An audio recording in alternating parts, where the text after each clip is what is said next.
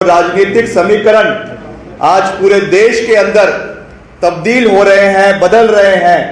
अभी पहला चुनाव ही अभी खत्म हुआ है। करीबन 126 सीटें या 130 सीटों पे अभी तक जो है वो मतदान हुआ है और भारतीय जनता पार्टी की हवा निकलनी शुरू हो गई है। जिस तरीके से अभी रुझान आना शुरू हुए हैं, खास करके दक्षिण भारत से, नॉर्थ ईस्ट भारत से, ये इस चीज को दर्शाता है कि बदलाव की हवाएं पूरी मजबूती से चल रही है और ये कोई बड़ी बात नहीं होगी।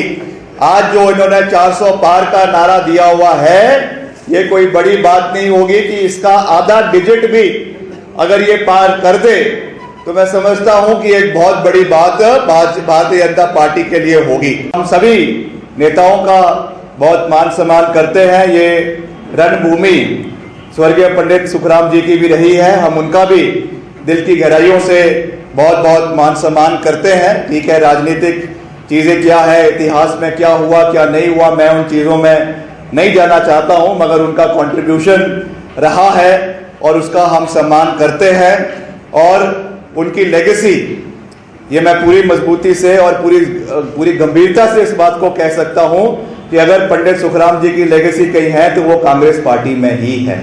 तो उनके जो किए हुए विकास कार्य है केंद्र में या प्रदेश में या माननीय सांसद के रूप में, वो कांग्रेस के सरकार में हुए, पंडित नरसिम्हा राव जी के प्रधानमंत्री के रूप में हुए, तो वो चीजें सारी कांग्रेस पार्टी को ही मिलना स्वाभाविक है।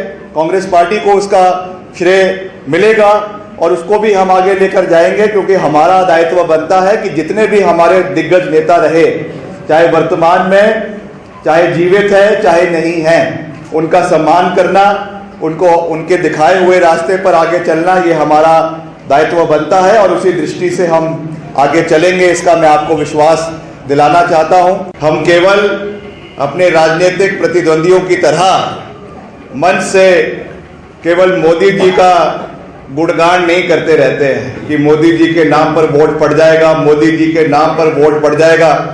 अरे भैया, आप अपनी भी तो कोई उपलब्धि बताइए, आप अपनी भी तो सोच बताइए, आप अपने भी तो कार्य बताइए। आप बाकी चीजें छोड़िए, आप ये बताइए कि चुनावों के समय में ही आप यहाँ पर नजर क्यों आ रहे हैं। जब एक बहुत बड़ी आपदा इस क्षेत्र के लोगों को देखने को मिली थी, हम पूरी मजबूती के साथ अपने परिवार के लोगों के साथ, अपने क्षेत्र के लोगों के साथ जो है वो खड़े थे। नेतृत्व, जब मैं एक शब्द का इस्तेमाल करता हूं, समर्पित नेतृत्व, तो वो नेतृत्व केवल चुनावों के समय का नेतृत्व नहीं होता है। वो नेतृत्व चाहे हार हो, चाहे जीत हो, चाहे अच्छे दिन है, चाहे बुरे दिन है, चाहे सुख है, चाहे दुख है, हमको हमारे लोगों के साथ चट्टान की तरह पूरी मजबूती के साथ खड़ा रहने की आवश्यकता होती है।